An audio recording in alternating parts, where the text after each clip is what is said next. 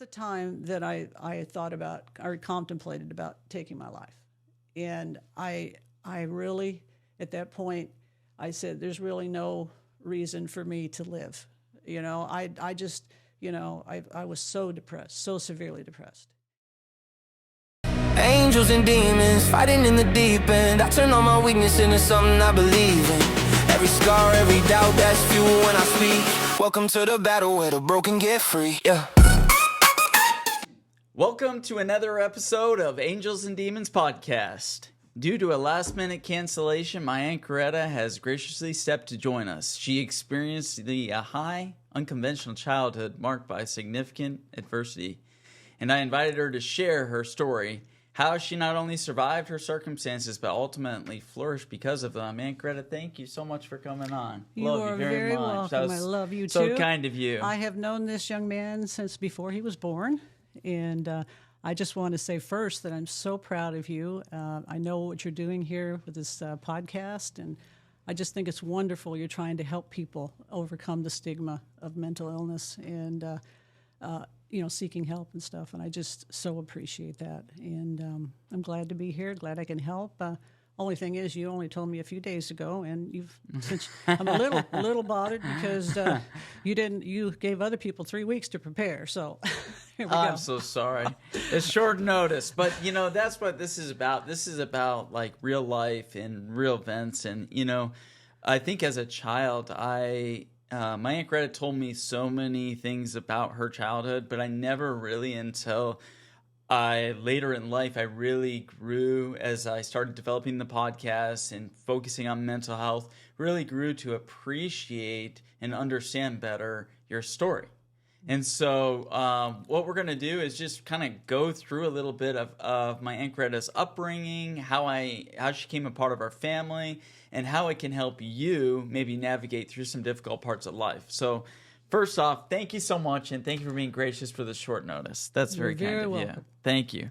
Aunt Greta, first off, if you'd be so kind, can you just give us a little bit of intro about where you grew up, and then where you, as a kid, kind of gained some of your roots? Okay.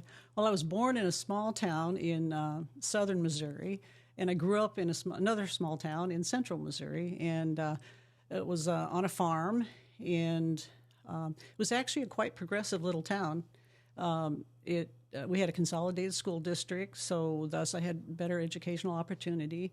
It was a good, solid community, Christian conservative. I grew up in the 60s, 70s, and 80s, and so, in that time period. And anyway, I enjoyed, living there.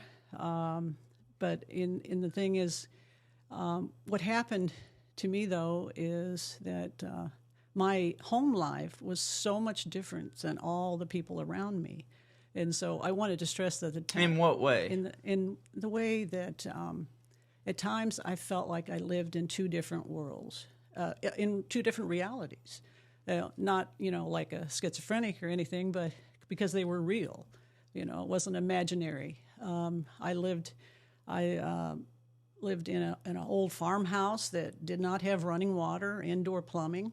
We had an outhouse, and what about electricity? We did have electricity. So I guess apparently along the time, my grandfather decided that that needed electricity, but we did not have a phone or television when I was very young. And it wasn't a religious thing; it was just a poor thing.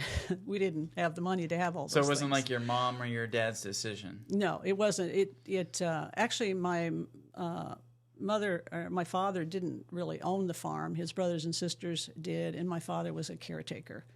Wow. Because my father, his profession, he ran away from home when he was 14. He told me, and joined the circus.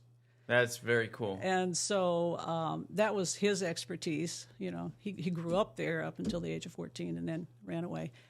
And so... how did your mom and dad meet? They met in southern Missouri on the off-season, the circus off-season, and they were picking cotton together. And then the guy that had hired my father introduced them, and then the rest is history. there, and they got together. They got married, and then when they had to move up to the farm because his parents passed away, and Sorry to hear that. Yeah, and we had an uncle, and he had who lived with us there, and that was my dad's brother, and he had mental problems, and so what type of mental problems? He was I don't think in those days, I don't know he was properly diagnosed or anything, or at least no one told me, but from all my readings and later in life when I went to school and I read psychology books and stuff, I kind of think he was a catatonic schizophrenic. He would do unusual things. He would freeze like for 15 minutes at a time, and you couldn't really talk to him. There was no, perception of talking to him. He would do repetitive motion. And like I said, I'm not a licensed psychologist or psychiatrist. Back then, that's how it happened a lot of times, is there was what they call unrecognized. Mental health is something that's very new and upcoming, tabooed upon, and so that's part of this podcast to kind of shatter that. But I think they're getting better at identifying things, whether it's just mental health needing exercise or someone needing medication. But it sounds like he, fell within whatever category. But to rewind just a little bit, not to cut you off, back to your home life as a kid before we get into your parents. What was that like growing up to the time you could remember with your mom and dad with no running water in the home? Oh my goodness! Can you give us what was that like? Like showering? I was going to talk about that a little bit. We had a cistern. And we collected water from the roof, when it rained, and we put certain chemicals to make sure that it didn't have any parasites and things like that in it. And we would actually pump the water, and we'd carry it in buckets into the house. And it's kind of like living in a time prior to the 60s and 70s. Sure, like more the 20s or something. Yeah, maybe the 20s, 30s, 40s, and. So we did that, and if you wanted a bath, you would have to heat the water on a wood stove. We had wood heat, and what was the process for that? I mean, could that take an hour by the time you've got the water? Yes, it could. And then you would heat several tanks of water, and you would put it in the tub, and then like I said, I lived in two different worlds because. Most people, everyone I knew, I've learned since then to reading and things. When you were in school, you mean? When you say everyone you knew, everyone I knew in my small town. I didn't know anyone who lived like us. What do you think made your situation so different than everyone else? Because you just said it was a prosperous town. What do you think made it? Was it just the happenstance, or what do you think was the cause of that? I don't think anything is happenstance. I think everything is preordained, and like it says in Jeremiah 1:5, before I formed you in the womb, I knew you, and I before you were born, So your mom and your dad met at this cotton picking, and your mom was. Can you tell us a little bit about your mom? Well, my mother. I did want to say something. Can I say something else about our house before please? Okay. I'm sorry. The thing in our house, we only had heat in 2 rooms of our house. Okay. 2 rooms out of the house. 2 rooms out of how many bedrooms? It was like a 7-room old 2-story farmhouse. Okay. But the room I slept in didn't have really good insulation and had absolutely no heat. So I just remember being very cold, growing up, and during the winters. During the winter time, yes, and it wasn't like it was like if it was 10 outside, it was about that inside. Wow. But you manage. You get so everyone kind of huddled in those 2 rooms. Yeah. Then, yes. to stay warm. Yes. Wow, that's incredible. So through that, what was the hardest challenge for you? Was it? The hardest challenge came when I started school and to find a quiet place to study. And many times I had to go in the coal room and, just wrap up in blankets and, so I could study. and read and everything because later, I'm kind of jumping around a little bit, but later we did get a TV, and so while the rest of the family was watching TV, I had to find a place to study. So, what? So your mom, what was she like growing up? my mother, well, I want to say something about my parents too, because they were they were loving in their own way. I mean, so they weren't bad parents. They had their own struggles. My mother was almost completely blind. Glaucoma? Did they ever identify? I'm not sure. Her mother went totally blind, and I'm not sure exactly what her diagnosis was, but it happened at a very young age, and so thus she never went to school because she couldn't see the blackboard, and so that tells you back in the 1920s and 30s, if they couldn't afford glasses and anything to help her, and so her family decided to keep her home. And so thus she never learned to read and write. Wow. So, how did that affect you? Or did you not even know it because it was just kind of normal? No. I knew it. It affected me greatly because you recognized through being in other schools and friends and stuff that was different. Yes. Okay. Well, were you embarrassed by that? Oh my goodness. Yes, I think I was. How do you say? I lost my train of thought. How do you say that? Perplexed, or like more just like it was revolutionary to you. Well, like a lot of times, your mother or father read to you, and when you're a small child, and she wasn't able to do that. No one ever read to me, or I didn't learn anything until I was 6 when I entered first grade. Okay. And I always felt like I was dumb because all the other kids seemed to be so far ahead of me, even in first grade. Well, under those circumstances, it clearly is, understandable. Mm-hmm. Like, I mean, you didn't have the opportunity that, put in preschool and all of that kind of stuff to get to where other kids were. But you're brilliant. And you graduated from University of Missouri with a master's in linguistics. So this is what's so incredible about this story is, to me, is your father worked as a circus sideshow performer.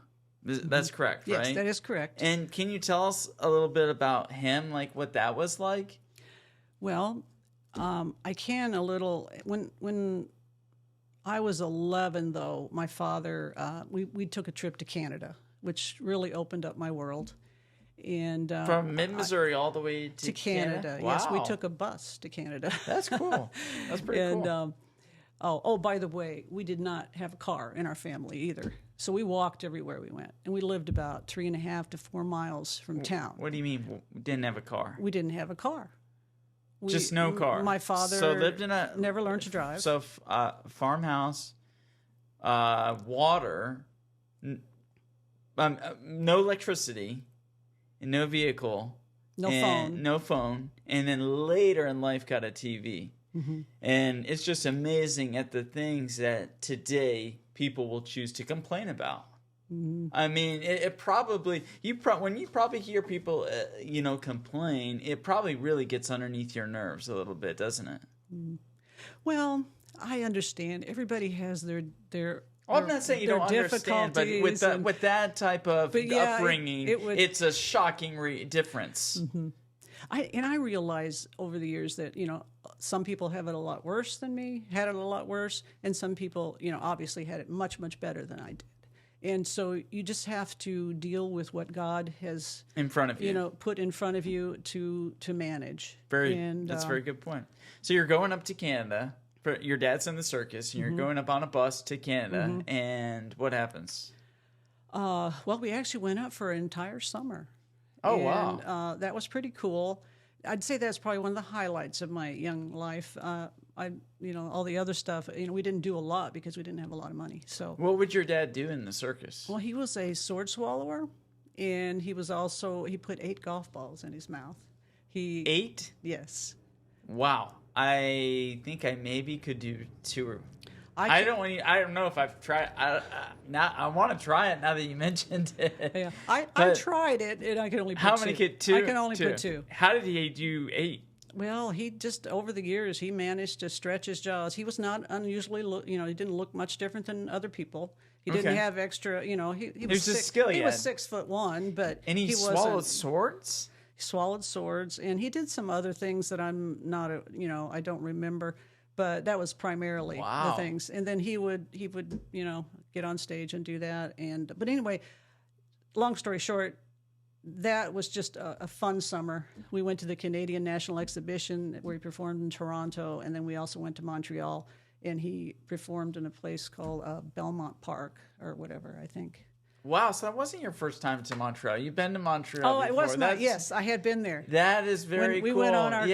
Yes, that was very cool. We went on a family cruise flew into Montreal, went on the St. Lawrence River, and then Bar Harbor, Maine, and then ended up in Boston. And, Aunt Greta went with her family on that trip, which was an amazing trip. But that's really incredible. I didn't know that. So your dad performed in the circus. Now, did that make you have to travel at all? Only a few times, because like I said, by the time I was 11, and that was that trip, we no longer, he retired from the circus and then just did day labor and worked and farmed. Was this Barnes and Bailey, or what was the name of the circus? Clyde Beatty. Clyde Beatty. Okay. Clyde Beatty was one of them, and then the other one was a smaller owner-operated circus. Did you ever go to the circus? Oh, yes.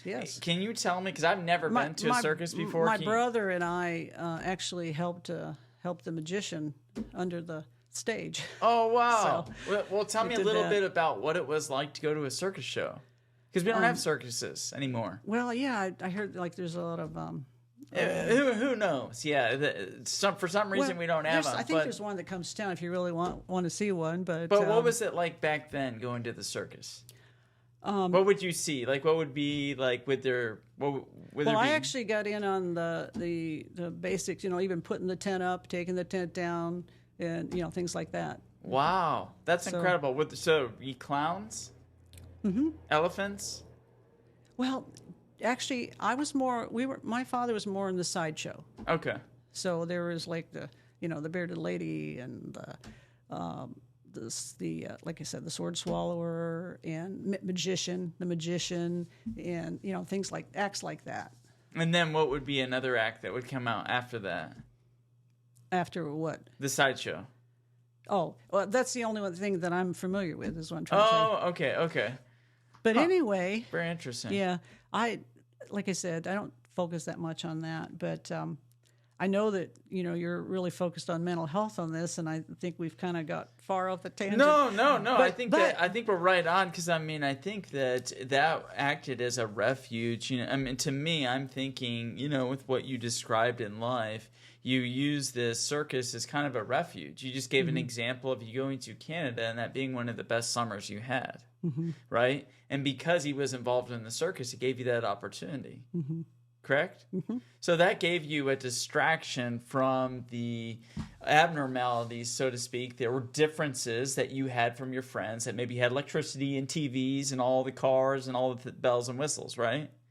So, and your mom didn't, she wasn't illiterate, to be able to read and write. So that really made a big difference for you. Your mother, as a child, you traveled to Canada. You were talking about that. But despite the struggle, your father insisted on a Catholic school education. How did your faith and discipline play a role in your mental resilience? Well, that is an enormous question here. But I just want to tell you that my father...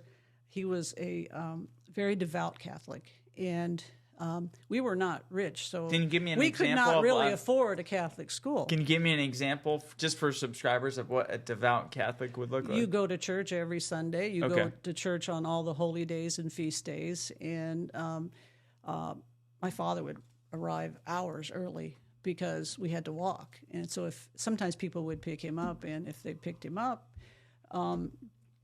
then he'd get there a couple hours early, and he would do the Stations of the Cross. Now, a Catholic would know what that meant, but go and pray the Stations of the Cross. And you walked. And you would walk to church. We would walk to church. How long of a walk would that be? 3.5 miles, 3.5, 4 miles, something like that. So you literally walked everywhere. We did. We had to. That's incredible. That is just, I mean, that is incredible. And did you ever complain about that? Well, I can't say that I always... You weren't always up for that walk? I can't say I was always up for that walk. Again, many people, have it worse, but a lot of my... I'm not going to explain. Again, what I was trying to point out is I'd lived in two different worlds. And yeah, you mentioned that a few times. I actually spent most of my young life through high school, very numb, in a lot of pain, psychologically and emotionally. And where did that stem from? From just the way that you clearly identified the differences in your reality and others? The disparity was so great that, and when I saw how other people lived, and Did it bother you? Well, yes, it bothered me. I was embarrassed. About how I lived. I Would people make fun? Well, yes, that happened, but I couldn't. I was embarrassed. I didn't want people to know that I was a child that grew up on welfare, and although my father worked hard, he was a hardworking individual, but he just didn't make a lot of money, and so we just didn't have a lot. Understandable. That's understandable. So there's nothing to be ashamed about that. I was sick constantly. Could be because we had a drafty home, but I had extremely cold winters. Like you said, you only had 2 heated rooms, right? And I was sick a lot, and I couldn't share. This is where the tension came. I couldn't share my private home life at school, and what happened to me. And I hope this would help someone. Is I lied about it. I wouldn't, I'd say, like, if they say, well, tell about what you did over the vacation or whatever, or your vacation or what you got for Christmas, I would lie. I would, because I didn't. That was your emotional security. I didn't want to be different than the other kids. Well, nobody does. Nobody wants to be the sore thumb, in the group. They want to fit in. And I think naturally that's just, especially as a kid, nobody wants to be in middle school or high school and be looked at different. You attended a consolidated school district that gave you greater educational opportunities. Did the education become an emotional refuge or sense of control for you? I would say that early on in my life, I just wanted to escape my circumstances. And when I found out that I could do well in school, I put everything that I had into that education. When did you first sense that you were above average in intelligence, academically? Well, I'd started, in Catholic grade school. I started, getting A's and B's, and I was able, to understand the material, and I was able to catch up with the other kids. And so, I loved learning. So that's where the spark kind of came. Yes. You recognized that right away, and you excelled in it. Yes, and I knew that I wanted to get out of these conditions. I never wanted to live like this. Yes. Well, I understand that. I think a lot of people, that grow up in different environments where they just, do not want to be a culprit of the reality of their situation. They work it's kind of the fuel behind hard work pays off. Mm-hmm. Because you have all the ambition inside of you to work hard because you want things differently. Would you say that's correct? Yes. So, I mean, that's really incredible. Graduating as a valedictorian and joining the National Honor Society is a huge achievement. Mm-hmm. Well, it's not joining. You actually are inducted into it. So you were inducted into the National Honor Society. It's a high school thing. I understand that, but I'm just saying under the situations that you described, that's a big deal. Mm-hmm.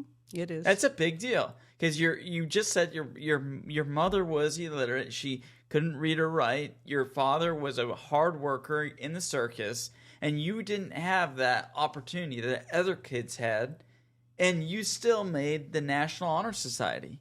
So you must have been. This was your gateway of channeling your energy into something that you knew you had the opportunity to do? It was, and there were some teachers along the way that encouraged me, and so they encouraged me, and I kept getting the good grades, and then I went on from there. So when you started excelling in your school, you said clearly that was like an escape from your welfare and being in a poor family, and you ended up getting accepted into the University of Missouri, a very prestigious university, Big Ten school. So how did you do that? Well, I had very good high school counselors, and I would say very good. I mean, are there any like people, specifically names you remember that really stood out? Do you know? Oh goodness, I don't. There may not even be around. Mrs. Schaefer, actually the librarian. Interesting. It was another escape for me was books. I love to read. And would you do that in the house, seeing you didn't have a TV? Would you read a lot? Yeah, I just want to say something too. I never had a birthday party. Between my first and 12th grade. Why? I'd never been to someone else's birthday party. Well, no one ever invited me that I can recommend that I can remember. So how did that alone affect you? Except for once, and I kind of wanted to throw this out there, just to show. Except for once I did get invited, but we didn't have a car to get to the party, okay? So my mother helped me. We got a gift, and I went down to the end of our road and waited because the young lady, the little girl told me that her mother's going to come pick me up. Well, hours later, her mother never came pick me up. So, Very sad moment for you. There's things like that, and that would happen. But again, did that lead to like depression? It led to depression. That's what I'm trying to say. Much of those years were filled with depression. I lacked self-worth, confidence, even though I was making good grades. And I know you have a question here about imposter syndrome. And I don't, I didn't mean to bring that up if that was, but go ahead, bring that up because I wanted to. Because I've always felt, during those years inadequate, even though I was making good grades, because I felt like a fake because I lived this way and the two worlds were apart for me. They weren't the same. And that's very interesting. I was one person. Using that analogy. Yeah, I was one person over here, and I was one person over here. And even to where, like you said, you fabricated stories so that you fit in over here, but you really lived a very difficult, very, very challenging childhood. Mm-hmm. But over here, you wanted to fit in, and mentally, because this podcast is about mental health. Where do you feel like you were most where your mental health really suffered the most during that period of time? Goodness, there's so much. There is, but what do you feel like impacted you the most? That your mental health that really affected you? I would just have to say just about everything. And that's what I'm trying to tell you. I was kind of numb. I wanted to escape. That whole world. Is I wanted to you. escape. I wanted to get, I felt alone. And I kind of want to share this because I felt alone. And I know you've said in some of your other podcasts, just so that people wouldn't feel you are not alone. You're not Our alone. slogan is you are not alone. You are not alone. And I lived in an isolated existence, so thus you can imagine what that does to you mentally and emotionally. Okay, the one hand, I appeared outgoing and everything under control, but inside I was hurting and and just depressed and unable. Like if someone had just tapped me on the shoulder, I felt like I would break. Understood. It was that kind of emotional turmoil. Now, did your parents recognize that in you at all? And were they concerned at all, or were they so involved in what they were doing they kind of it was overlooked? Well, they were trying to make ends meet, and I didn't feel like I had anyone except God, and God is the great one to have. Yes. And I actually was a very spiritual child. I did believe in God, and I learned a lot in the Catholic Church about God. And the places that I felt most at peace and away from the chaos was either in churches or libraries. You know, it's funny you mentioned that. I was just reading the other day the Bible, not to stray away from here, but it said in Exodus, I am a jealous God. You will have no other gods before me. And I was thinking, I was like, does that mean like no other gods as in like Mary? Because in the Catholic Church, they pray to Mary and they have the rosary and all that. And so does that mean that, you know, is it that? But he's so compassionate and loving, because it says in John, 13, if you do not know love, you do not know God, because God is love. Correct. So I think that the biggest thing is that he looks at you at where you are and what you are trying to do versus, what you didn't know. And all you know is what you know at that point. Like when you grew up, that's all you knew. Right? You knew it was one way, but you knew it was this world, but you knew there was another world out there. And I think in my environment and where I grew up, I feel like there's no difference. I feel like I grew up in one world, and I always thought there was another world out there. Actually, yes, I could see that. I can see that. Do you see where I'm coming from? Yes, 100%. So, there really isn't a difference in that. I mean, there was one world and another world. So, when you became, involved in the University of Missouri, would you say that world that you are talking about in terms of all of it? Because I asked you, I said, can you give me a specific and what is the greatest mental health struggle that you faced through going through that life? You said all of it. Going into University of Missouri, how did that start to pull you into a place where you felt like you were accomplished, you were educated, and you were more one of those, what do I say, average Joe, where you're now more fitting in with the overall, society, so to speak, whatever that means. Yeah. Not to diverge too much, but having to think about some of this stuff I haven't even thought about for over 40 years. Okay. Well, that's what this is about. So it has brought up, emotions and things like that. Good. But the university experience for me was also very difficult in the sense of I was going into another world again, where for the first time, where I lived, I did have running water and plumbing, and I bet that was nice. And it was wonderful. I was so happy.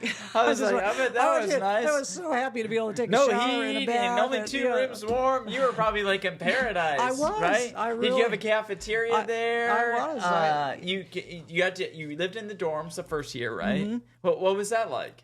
Well, the thing is, actually, I did not live. Did I live in the dorm the first year? You kind of have to, don't you? First year? Yes, you do. As a freshman? Yeah. You do, but for some reason, I don't think I did. Okay. I don't know why, and maybe you don't have to. You might have to now. Were you still at home? No. I was not at home. So where were you living? I actually, that first year? One of the young ladies that was in my high school, also went there, and Okay. we roomed together the first semester. Oh, cool. And then the second semester, I moved into the dorm. Okay. And it had its challenges. And was there at that point any distance and resentment from your parents? The more that you started to learn and see things that were more different than your upbringing, did you start to resent that? What do you mean? Resent the way that you grew up. Well, do you understand what I'm saying? Yes, I probably spent a lot of my life bitter and depressed. Till what age? I'd say probably until I was 30. 30. When I got to college, I want to tell a little bit about this. I think this is very important to know. when I got to college is when the whole crisis hit. Since I knew that I was doing everything on my own, I had no backing, parental backing, no one to counsel me. I was totally on my own. And that first year, I just, I tanked. Broke down. I did well academically my first semester, but the emotional load of it all being, I bet it was a on shock. my own. Well, it was a culture shock. Yes, it was like a culture shock. Yes. And well, coming out of any community environment, whatever that community environment looks like, or family environment outside of your norm, is a shock. Mm-hmm. Wouldn't you say? Yes. So you were kind of like everything was new. I don't know if you had a credit card, did you end up or finances or money or nothing. How did you learn that? Or did you learn? I mean, how did all that come into play? Those are the things that you learn. A lot of things you learn at home from your parents, and those things, all of those kind of things, I didn't do. I had to learn pretty much everything about living in the modern, quote, modern world. Since I, as you all know, the world I lived in. Did any of these girlfriends that you stayed with in college, were they a blessing and a help in any way? Oh my goodness, the Lord brought so many people to help me. I got into InterVarsity, but I also got into the Newman Center, the Catholic Church organization. And at my greatest point in my life, and this is an important one, my greatest struggle, we didn't make, our roommate and stuff, we didn't make it, probably mostly because of my problems and my emotional problems. And so I ended up Can you give me an example? Because that leaves me hanging. And I'm sure others, because it's just so broad. Like, can you give me a specific something to chew on?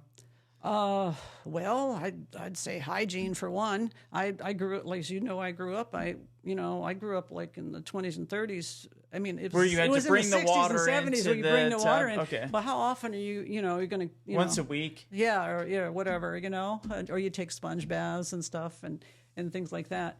And there were some other things, but there's a pivotal point here because I don't know how much time we have, but I wanted to get to this. Forget about the time. I want you to punch in what you need to. This part, because that's the time that I thought about or contemplated about taking my life.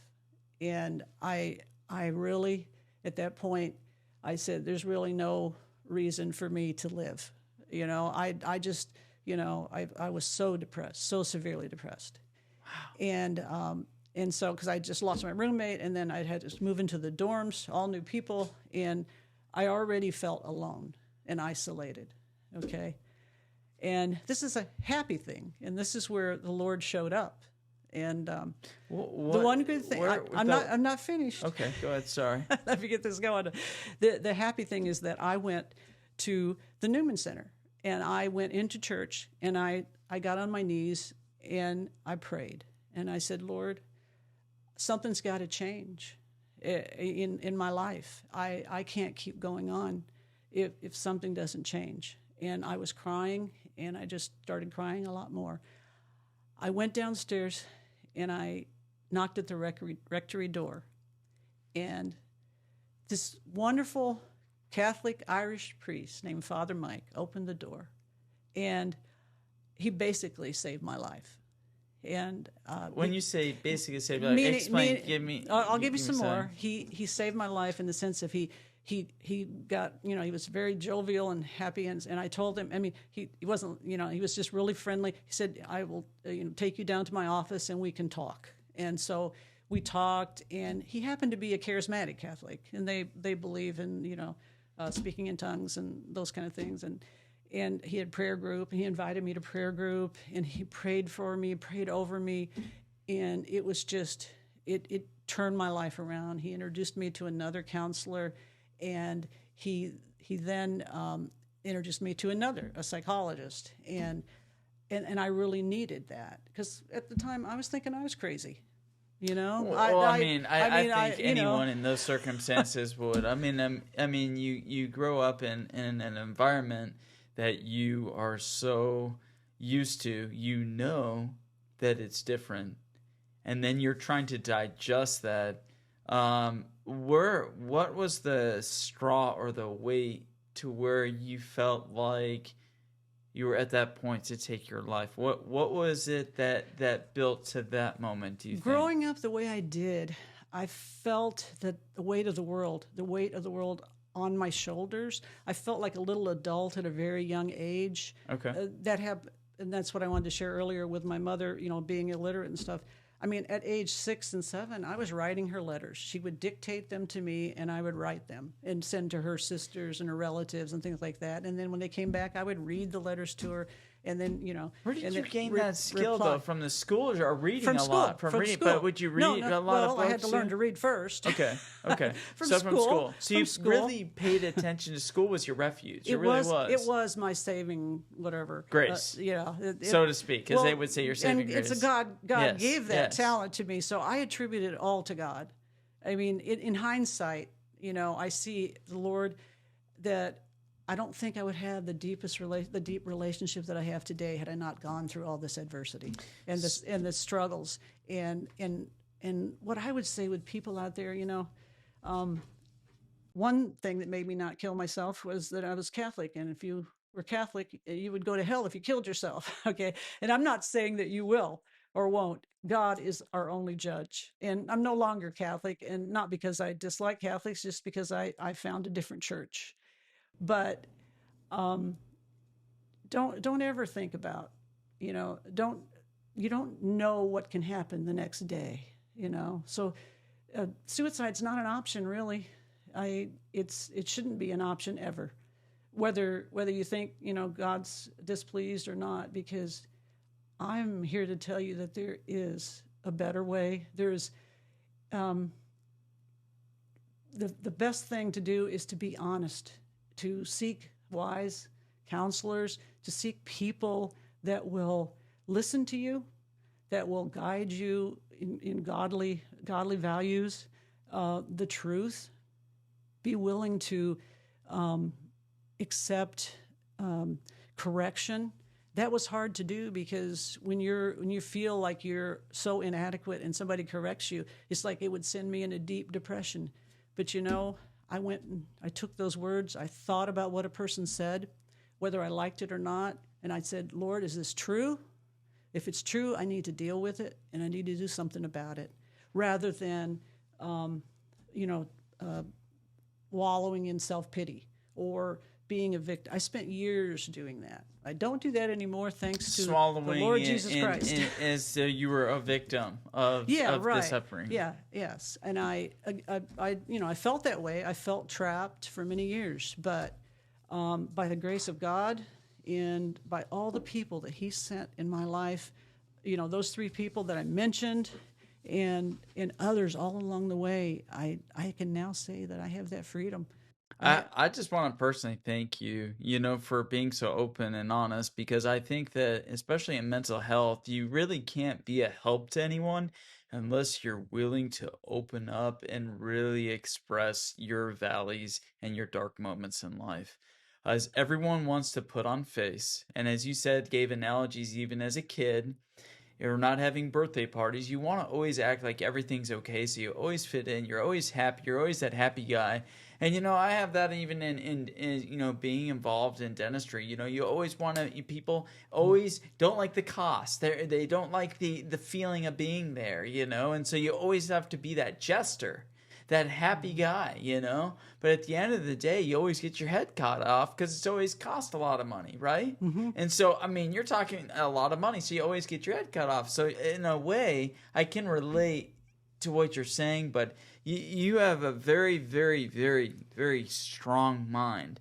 You later earned a master's degree in TESOL. That's teaching English to speakers of other languages. Get out of here. Think about that. You went from writing for your mom to teaching others. Well, to really get out of something, that's like flipping a coin. Think about that. You need to give back, and I enjoy teaching others. And the thing with the foreigners, I felt a connection with them because they were coming from a different culture, and so in one sense, a lot of this is. You just said a lot of foreigners this and you is- lost me. What do you mean well, foreigners? foreign students, other, because they are speakers of From other languages. nationalities. Yeah, other Okay, nationalities. okay, I'm okay. sorry. So you're teaching them English. Yeah, teaching them English, and But how did you get to a point where so what drew you to teaching English to speakers of other languages? well, my mother being illiterate, you go. it makes sense. There you go. To me, education is very important. It doesn't make her any less. My mother was actually not. So she was not dumb, and she was could this have starting learned. to bringing you out of depression when you started feeling like these types of attributes that you each had? time I had success, but really took me out of my depression was helping others. Doing this, you're teaching others. Teaching others. You found enjoyment in that. and yes, and helping others. And, That's awesome. It did because I had something to offer. You know, in life I've learned, it's not about yourself, it's about other people. Yes. You're a servant of other people. And you gain so much gratitude through just helping other people. And looking back, what coping mechanism did you unknowingly develop as a child that you now recognize as a survival skill? Well, the reading and the escape, and we did live on a farm, so I could walk in the woods. And that was an escape, a survival. The survival skill that I most used, though, was the one of isolation and secrecy and trying to blend in, which, it really never really works because you've got to live your life and you've got to, you can't, live someone else's, and you can't, trying to keep up with everybody else. So for listeners who come from poverty, unconventional families, or feel different, what message would you want them to hear about mental health and self-worth? Well, as everybody knows, we all have our difficulties. And I would say during the time I was growing up, there was a great stigma of seeking help in psychological counseling. But I would do it. And I would try, a thing that helped me is I wanted to change. I wanted to be different. I wanted to be whole and healthy and happy, and never was happy. I'd say the first 30 years of my life, I didn't know how to be happy. I was very much perfectionist, and if things went wrong, it doesn't mean that people didn't see me. If you talk to my friends, they'd think I was very happy. Okay, so but internally, I was crying and nobody could hear you. Depressed and right, and so I would seek counselors if you're in that situation. Definitely pray, and the most important thing is a relationship with Jesus Christ. If you don't have that, then you really don't have anything in this world. It's the most important thing that you could ever have and do. Once I became a Christian, I found power in praising and having an attitude of gratitude, not being afraid to make mistakes. We all make mistakes. Don't be afraid to make them. That's how we learn. And I know this is probably not new advice to most people, but when your whole self-worth is based on not making mistakes, then your world crumbles when you make a mistake. And so I would just, say, don't worry about that. You make a mistake, you get up and you go on to the next thing. And if you're depressed, do something, help someone, even smiling at someone. If you smile at them, you're going to get a smile back. And that is comforting and helpful.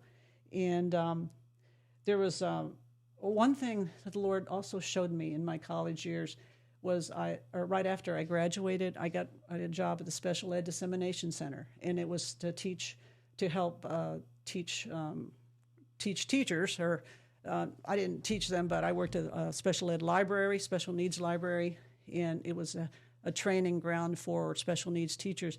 And through that, I learned all about handicapping, the different handicapping conditions, and they probably use something else now. Disability. I know words. Maybe words have probably changed. felt very fortunate, But in yes, many ways. Yes, it many made ways. me realize how good I had it, even if I had it bad. Yes, yeah. Even your circumstances put in yes. perspective. Yes. You saw that things could be much worse. You could you- have no arm. You could have no leg. right. I You could were be in a able to wheelchair. walk. You were able Yes. to do these things. That's a great mindset to look at it. I think most of the time, I really do, Aunt Greta.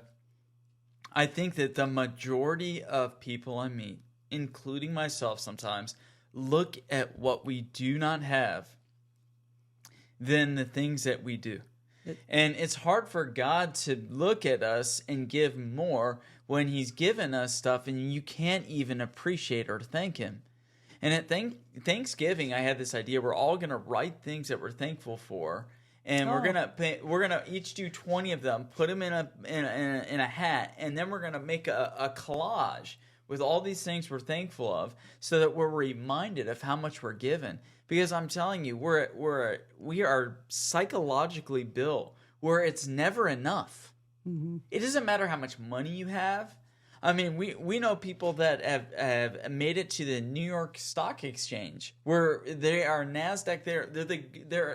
The world would think they were on the top, but are you truly feel mentally like you are on the top? Yes. And I think that's a great attribute and point that you're making, is you are recognizing it on a different level, and it doesn't matter what level we're all on.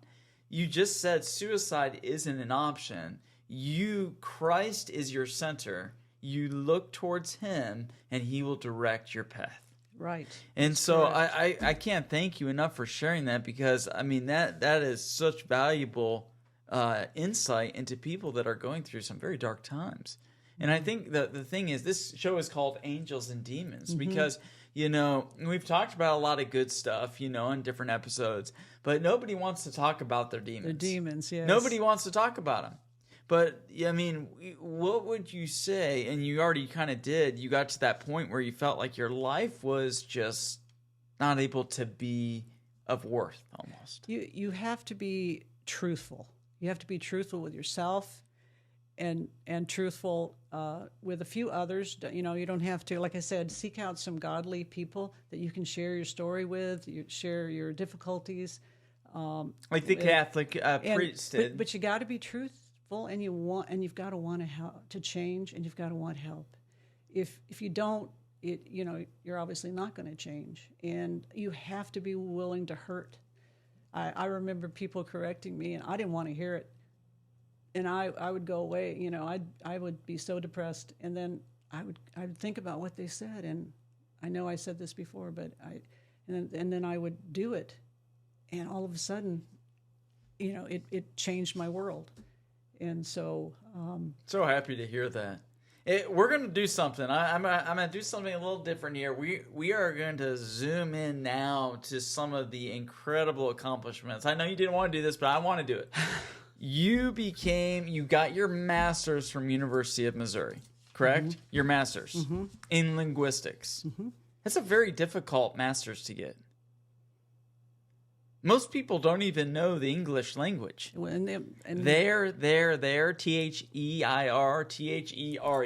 I just learned that last week. Mm-hmm. Well, linguistics. I'm 36. I was or where was all these kind of it's a very difficult. English is a very difficult language, isn't it? Mm-hmm. Would you say it is? Yes, and it people is very much. On a daily basis, large companies give Aunt Greta piles of paper to look over and review so that it is grammatically formulated correctly. You are an artist at that. So when did you develop that incredible ability to grammatically become so far above the average person? It's a gift from God, of course, but a gift can also be a curse in the sense of after your bachelor's degree, would you say that's for you? The detail-orientedness that it takes to be a linguist is really bad when you're dissecting yourself and you're self-deprecating and you're seeing all that's wrong and all your flaws. Well, that's in every career. That's in every everybody career. else's flaws. Okay, so like I said, it was a blessing and a curse. I love languages. I've always loved languages. What's your favorite outside of English? Would you say that really drew you to? Spanish, French. I like all the Romance languages. That's what they're called. Latin. What's the hardest language that you? I'd say Greek. Greek. I took ancient Greek. I was going to say Arabic or Chinese, but did you ever dabble in any of those? I did a little bit. Okay. It was like fun for me. The characters in Chinese? To learn how to say "How are you" in a lot of different languages. And, That's cool. And like I said, I did hang out a lot with foreign students. In at Arabic, the do university. you know how to say hi? I know how to say "kifakiach."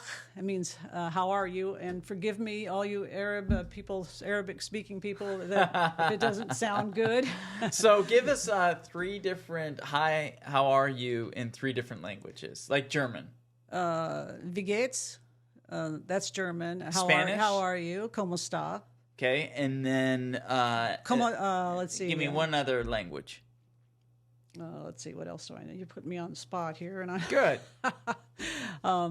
Let's see. I'll give you some phrases. Okay. Comment allez-vous? And that's how are you in French. In French. So they're Spanish, and that I used to could say it in a lot of languages, but you know what? I haven't practiced them in over 40 years. Was that the hardest of the languages, French, would you say? Not really. Okay. Once you've learned one Romance language, the rest are a little bit easier. Okay. What is outside of that really challenged you, that you appreciated, that really made you grow? What do you mean? Academically, through in that specific degree, what challenged you the most? Oh my goodness, it was very difficult at times. Because you had to write a. I wrote a master's thesis. Okay. And I really love research, and I was trying to. How many pages? It's like 120, something like that. You wrote. So she didn't go to ChatGPT or one of these AI we programs. didn't have those anymore. But that write you 120 pages. You literally did this, right? You wrote this. Yes. That is incredible, Aunt Greta. That's incredible. And I'm just gonna, It was nominated for an award too. Yeah. Nominated for an award.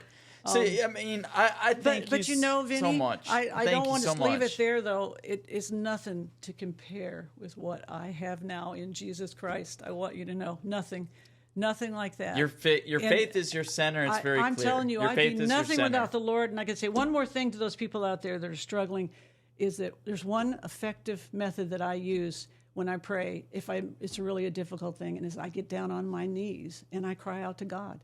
And while I'm on my knees, either I'll recite scripture or I will just wait until I feel a release from God. I wait for that peace to know that I am released. And so anyway, I just want everyone to know that is the most important thing, is to have a relationship with the Lord, and He'll take you everywhere in that you could possibly want to go. Aunt Greta, I can't thank you enough. I can't thank you enough. I love you so much. You've opened up. You've shown others that you can open up, and this podcast is for you. You are not alone. No matter what you're going through, no matter what hardships, no matter what difficulties, this space is a safe space for you. If you know someone that's going through a difficult moment that wants to share their story, please contact us. We want to hear your story so they can help other people. Thank you so much for joining us on Angels and Demons podcast. This has been Angels and Demons podcast, and we will see you next time. Thank you very much. Listen, this is very, very important. If you or someone you know is struggling with suicide or mental health, please seek immediate help by calling or texting 988 for the Suicide and Crisis Lifeline, or text to 741-741. That is 741-741. But guys, please find help. Your life is important. This has been Angels and Demons podcast. Until next time.